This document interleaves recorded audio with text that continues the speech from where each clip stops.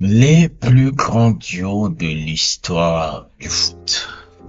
Les plus grands duos de l'histoire du foot. Dans le foot, il y a eu des duos légendaires et tout. Je me suis dit que j'allais faire un peu ce petit jeu de ce que je considère comme les plus grands duos un peu de l'histoire de ce sport. Par rapport à mes sensibilités, par rapport à ce que je connais, je dis pas que c'est forcément toutes les choses que je connais dans l'histoire du sport là. Il y en a sûrement d'autres que vous pourrez me renseigner. Mais ça, je vais un peu parler globalement des duos du foot parce que souvent, dans une l'équipe fonctionne souvent avec des duos, souvent avec des trucs. Il y a des duos qui ont marqué l'histoire du foot, qui étaient particuliers, qui ont été trucs, des duos d'attaquants, des duos de défenseurs, des duos de milieu de terrain, tu peux pas séparer l'un de l'autre. Donc c'est pour ça qu'aujourd'hui je vais essayer un peu d'en parler. Essayer un peu d'en parler et de globalement de trucs. Donc pour commencer, au lieu de faire trop de blabla, on va parler un peu de l'un des plus grands duos de l'histoire du football camerounais. J'avais essayé de faire ce sujet-là un peu globalement, individuellement. Je me rappelle que je faisais ça individuellement, mais je vais faire en globalité aussi. Et on va commencer avec ce duo-là. Voilà. Tout en honneur à mon pays, Cameroun. Eto'o et Patrick Mboma. Ces deux-là ont été l'un des plus grands duos de l'histoire du football africain. C'est pas du chauvinisme, c'est pas du truc, c'est pas ouais, le Camerounais, le continent, non. C'est juste des faits. C'est juste des faits. Ces deux-là, quand ils jouaient ensemble, Eto'o n'a jamais été aussi bon en équipe nationale que quand il a eu un gars comme ça. Moi, je ne fais que le répéter. Les meilleures années d'Eto'o fils en tant que attaquant, c'était quand il avait Patrick Mboma. Et Patrick Mboma, ses meilleures années aussi en tant qu'attaquant, c'était quand il avait Eto'o derrière lui. Ils se comprenaient parfaitement. Eto'o arrivait à faire des percées incroyables. L'exemple type de leur complémentarité vient du but contre l'Irlande, un peu ce fabuleux but avec la percée incroyable d'Eto'o sur le côté droit où il donne la passe au dernier moment à Patrick Mboma qui marque avec beaucoup de calme et tout. Le match aussi contre le Nigeria, c'était des gars qui se trouvaient les yeux fermés et tout. Et comme je le dis toujours, ces deux-là étaient inséparables. Le moment où Mboma a arrêté sa carrière, Eto'o n'a plus été le même. On va me dire, oh ben il était meilleur buteur en équipe, il était meilleur buteur à la CAN 2008. Oui, mais c'était pas la même chose. Il était meilleur buteur aussi à la CAN 2006, etc. et tout. Donc, qu'est-ce que tu racontes? Tu crois qu'il avait besoin d'un Mboma? Non, oui, il était meilleur buteur. Mais je parle de complémentarité dans le jeu. Il le dit lui-même. Je sais pas que je suis pas seulement là en train de vous inventer les trucs, les mecs. Moi, j'écoute aussi les gars. Vous écoutez pas, Le problème, et ça, je vais un peu faire une parenthèse là. Le problème avec notre société actuelle, c'est que les gens fonctionnent avec des idolâtries. C'est-à-dire que tu supportes quelqu'un tellement et tout. Et ces gars-là n'en ont absolument rien à foutre de ta gueule. C'est-à-dire l'idolâtrie que tu portes sur un individu en pensant que non, tu vas vivre par procuration par lui et que il va te donner de l'attention. Il ne te regarde pas. Il ne te regarde pas. J'en ai marre un peu de ces idolâtries. Vous pouvez analyser et admirer quelqu'un ça pour autant tomber dans des idolâtries. Moi, je suis pas dans l'idolâtrie, les gars. Même les gars que j'admire et tout, je suis pas dans l'idolâtrie. Je vais questionner aussi le gars. J'analyse froidement. Mais on est là dans l'idolâtrie. Si tu donnes un peu une petite réserve sur Samuel Eto'o, sur certaines choses. Oh non, tu es contre Eto'o. Oh, si tu dis tout c'est un pro Eto'o. Non, mais c'est n'importe quoi. Tu supportes pas ces sociétés où on est dans l'idolâtrie en permanence. Et c'est pas seulement un truc d'Africain, c'est partout. C'est la société des réseaux sociaux. Et on est dans l'idolâtrie, on doit seulement être dans l'idolâtrie des gens. Et quand vous idolâtrez les gens, vous croyez que quoi? Ils vous regardent? Non, ils n'ont même pas du respect pour vous parce que vous les idolâtrez comme vous êtes des imbéciles, les gars. Bref, parenthèse refermée, ces deux-là étaient indispensables. Et jusqu'à aujourd'hui, je pense que c'est la meilleure doublette de l'histoire du football camerounais et l'une des plus grandes doublettes de l'histoire du football africain parce que nous avons des joueurs qui sont parmi le top 10 des meilleurs buteurs de l'histoire de la CAN. beaucoup de choses, deux Coupes d'Afrique gagnées ensemble, une médaille olympique gagnée ensemble, et sûrement un duo d'attaquants qui nous ont permis d'écrire des lettres, les plus grandes lettres de l'histoire, les plus grands moments de l'histoire du football camerounais. Même si, comme vous le savez, si vous suivez ma page, l'équipe de 2000 n'est pas une équipe qui me faisait autant bander. C'était trop physique, c'était trop dur. Mais bon, ça, vous le savez, je vous ai retenu que je crois que je ferai un peu un sujet sur le Cameroun des années 2000 et comment l'héritage de cette équipe-là nous plombe jusqu'à aujourd'hui dans notre football. Mais bon, sera pour un autre sujet. Ah, les Deutschland, les Allemands. Vous ne pouvez pas parler dans l'histoire du foot de ces deux gars-là. Peut-être l'un des meilleurs duos. Non, il y en a encore un autre que je pourrais citer, mais ils font partie des meilleurs duos du football allemand, même du football mondial même. Jürgen Klinsmann et Rudi Völler, tu pouvais pas citer l'un sans l'autre. Jürgen Klinsmann, qui est un des top 10, il fait partie des meilleurs buteurs de l'histoire de la Coupe du Monde. Rudi Völler aussi, je pense qu'il n'est pas loin aussi, si je me trompe pas. Ces deux-là, je ne sais pas, ils arrivaient à se comprendre, malgré que le fait qu'ils avaient un style un peu proche. C'est-à-dire que c'était des buteurs assez hauts et tout. Et c'est des gars qui ont fait des terreurs, notamment dans la Coupe du Monde 86 et aussi dans la Coupe du Monde 90. Un Euro aussi 88 qui était un truc, même s'il y a ce match en demi-finale contre, comment il s'appelle encore, contre la Hollande qui a été un peu compliqué où les Hollandais les ont battus.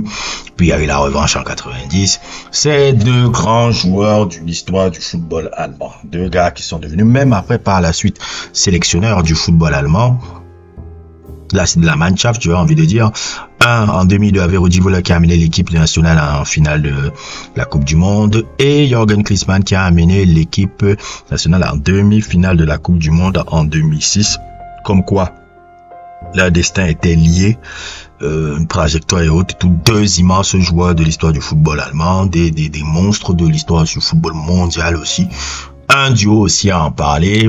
Pour les Genzi, si vous ne savez pas qui c'est ces gars-là, allez taper Google et tout, vous allez vous rendre compte que les mecs que vous voyez là sur l'appareil du monde d'écran ne sont pas des zigotos. Ouais, ça, ce duo-là a été un grand duo, même si il n'arrivait pas à se saquer. Wea Ginola, les mecs qui couraient après la starification PSG. Le magnifique et l'autre gars qui finira Ballon d'Or après. C'était un fabuleux duo. Un fabuleux duo aussi, surtout la période où l'équipe est allée en demi-finale de la Ligue des Champions là. C'est magnifique épopée du PSG parce que oui, l'histoire du PSG n'a pas commencé avec les Qataris. Il y a une histoire du PSG qui est là dans les années 90. Et pour les Genzi, même si le PSG a maintenant gagné une Ligue des Champions et que vous êtes dans les Désiré Doué, Ousmane Dembélé, Yoannou, Neves, je sais pas quoi là, et tout. Il y a une histoire avant. Et que Ibrahimovic ne vous mente pas. Le PSG avait une histoire avant. Et faut même pas qu'il commence à raconter des conneries et autres et tout là. Il n'a même pas le droit de gueuler. C'est pas comme s'il a gagné énormément de Ligue des Champions puisqu'il n'en a jamais gagné. Il a gagné une coupe de l'UEFA et même dans la coupe de l'UEFA à Manchester quand il avait gagné, il n'était pas là, il était blessé. Bref, c'est une équipe, un duo incroyable, un duo truc. J'ai déjà fait un sujet sur Ginola, vous le savez ce que je pense de Ginola un peu et de son traitement qu'il a eu en France, même si c'était un peu un individualiste et une belle gueule qui faisait un peu chier tout le monde parce qu'en France on le sait bien, quand tu es beau, riche et autres et tout, tu fais chier et que tu as surtout une grande gueule, tu énerves tout le monde. Et Wea aussi qui était l'une des plus grandes pépites qui reste encore jusqu'à aujourd'hui l'une des plus grandes pépites. Ces deux-là étaient incroyables. Allez regarder même le match contre le Bayern de Munich et voir la virtuosité de ces deux. Ils ont marqué l'histoire du club. Je pense qu'on oublie même un peu beaucoup aussi le passage de ces deux grands champions dans l'histoire de ce club-là. Et c'est une manière un peu de le remettre un peu au centre de cette histoire-là. Ginola et Weah étaient l'un des plus grands duos de l'histoire du PSG. Oh là là, la Coupe du Monde 94, le geste des bébés, le duo, l'un des plus grands duos aussi de l'histoire du football brésilien. Romario Bebeto, les flèches de la Coupe du Monde 94. Sans ces deux gars-là, Parreira n'aurait pas gagné de Coupe du Monde en 94. C'est les deux artisans de l'histoire de la conquête de ce mondial-là. Le match contre la Hollande, le match contre la Suède, énormément de moments mémorables par rapport à ces deux. Nous connaissons même un peu le fabuleux geste qui a fait le tour du monde quand Bebeto venait d'avoir son enfant, et ce geste qui est devenu légendaire de comment il couvait un bébé. C'est le Brésil. Même si, bon, faut le revenir un peu, ce Brésil-là n'était pas forcément un Brésil romantique. Ils avaient des beaux joueurs. Je pense au père de Thiago Alcantara, Lamazinho, qui était un fabuleux joueur de football, qui était aussi dans cette équipe-là. Et de fabuleux joueurs, mais avec un gars comme Parreira, il avait décidé que bon, le football champagne au Brésil ne doit plus exister, et il avait fait une sorte de football un peu mièvre, incarné par le famélique capitaine que fut Dunga, grand joueur, mais un peu, je l'appelle un peu le Deschamps brésilien, un peu.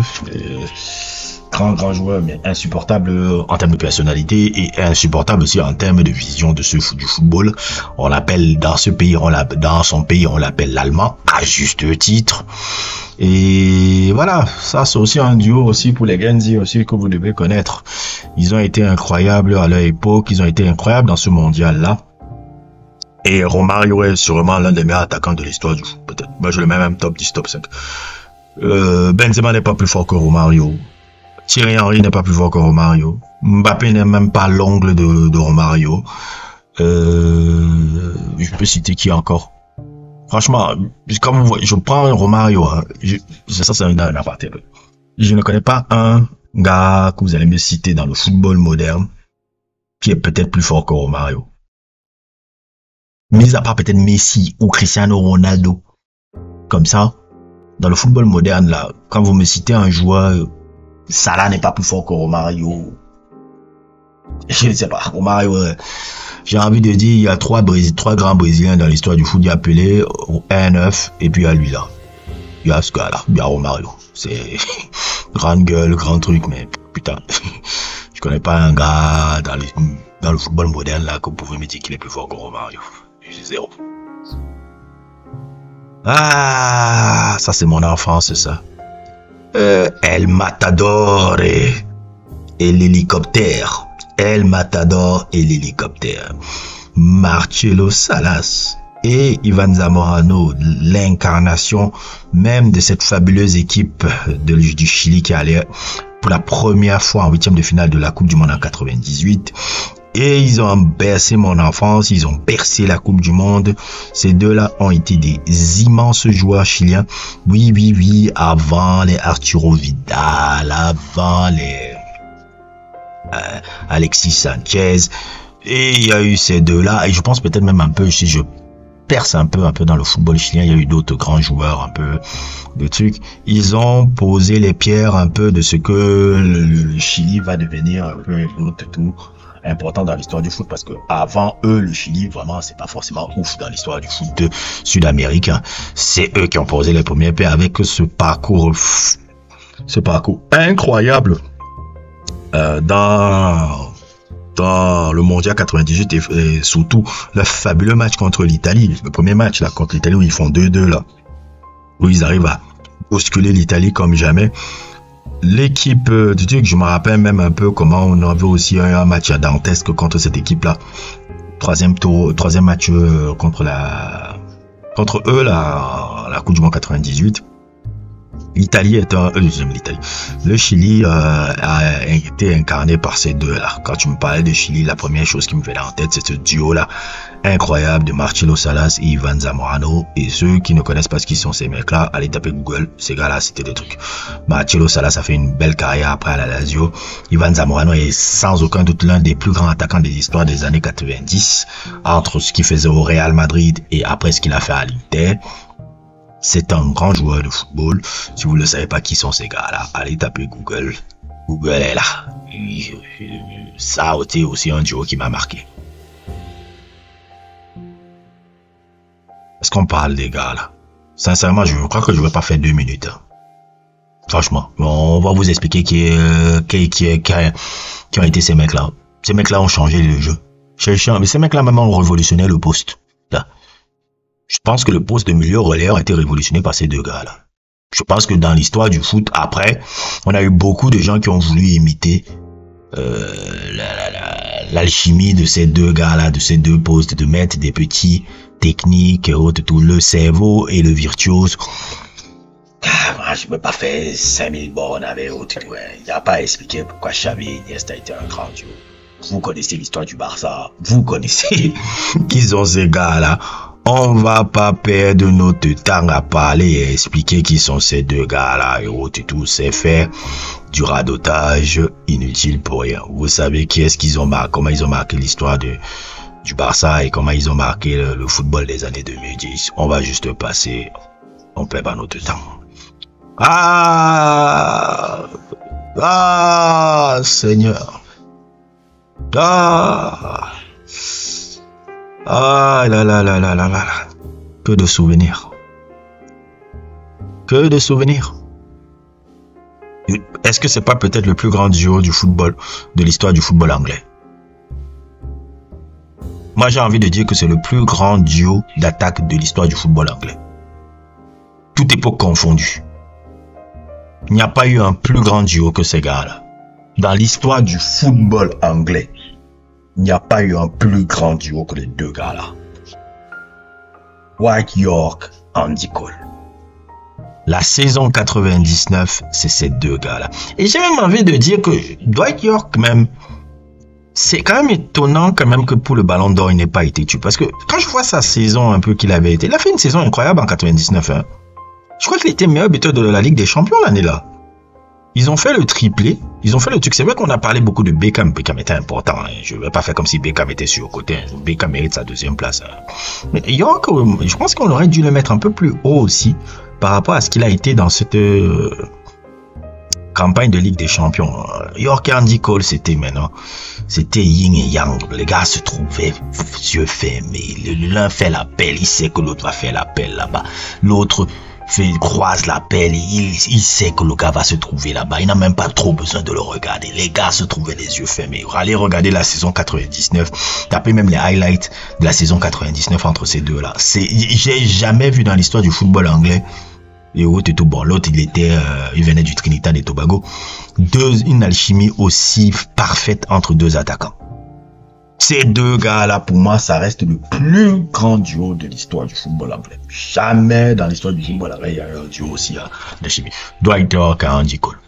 Franchement, vous vous rappelez un peu, j'ai même un peu des frissons parce que ça me rappelle un peu mon enfance et mes premiers émois dans le football quand je commençais un peu à regarder le football parce que je me rappelle le dimanche, le samedi, quand tu allumais ta télé à Canal Plus Horizon et que tu regardais ces gars-là en train de faire des ravages dans les terrains anglais et tout, surtout la saison 99 là. Dwight York, Andy Cole,